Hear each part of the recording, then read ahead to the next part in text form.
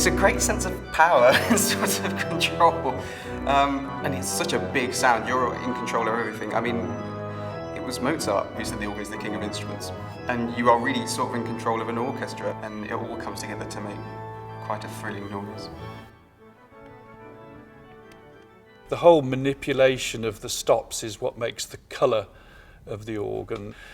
When organists talk about pulling out all the stops, obviously that means they're going to make a big sound. As you can see then, even a relatively small organ like this of about 20 stops, and some organs are a very considerable size. For example, the biggest in this country has about 140 stops. The biggest in the world has over 1,000 stops. That's of course in America.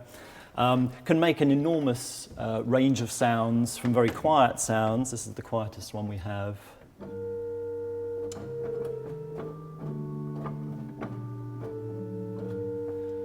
Right up to a very powerful and majestic sound.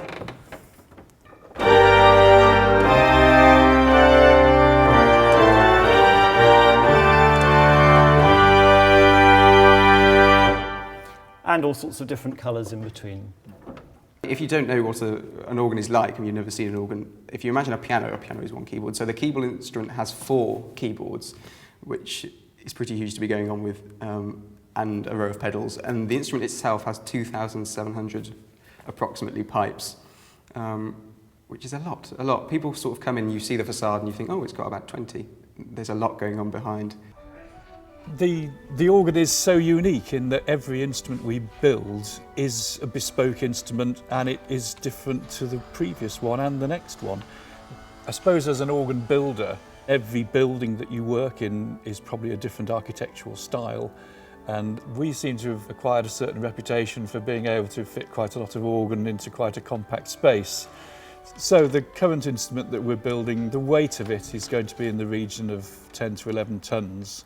There are probably thousands of individual connections and small parts. Once you start to add the pipes in, there are several thousand pipes. So that sort of instrument would be taking maybe 6 to 7 months to find its way through the workshop. You're looking at an instrument that's still going to be around in 100 years without any doubt. I think that's one of the things that makes organ building so unique, is that we do know that what we're doing will be around for a very long time. Organists are very protective people, partly because you spend so much time with your organ, so to speak, and organ lofts. It's a very personal environment. It's the grown man's fort, really, and women, obviously.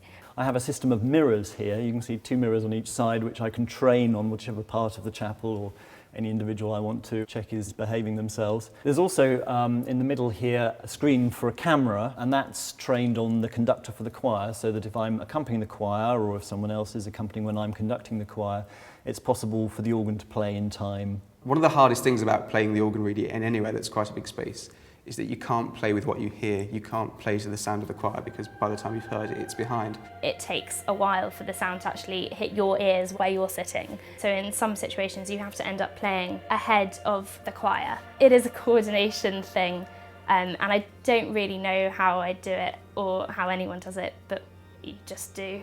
The organ scholars are involved a lot with running the choir as well, so alternate Wednesdays we'll be conducting instead of playing. There's lots of singing to do because there's so many organ scholars and not all of you can play the organ at once. You just know that you're going to be here inside, especially when it's sunny like this. Oh, I'm in the chapel again, but it's great really, and you love it. I could probably get to the end of my life, sort of 80 years old, and I wouldn't have explored every single sound of that instrument. Sometimes I don't even come to practice, I just come to sit and try different things. And when you're playing on your own, often a really great piece of music can inspire you to, I think, great things, and you just get taken along with sort of the wave that is the music. It's so hard to convey, you just sort of have to go and do it, and lots of people maybe don't understand, lots of people don't like the organ and don't like the sound of it, but I just think the link between organ and singing should continue forever, because it's just an unbeatable sound, really.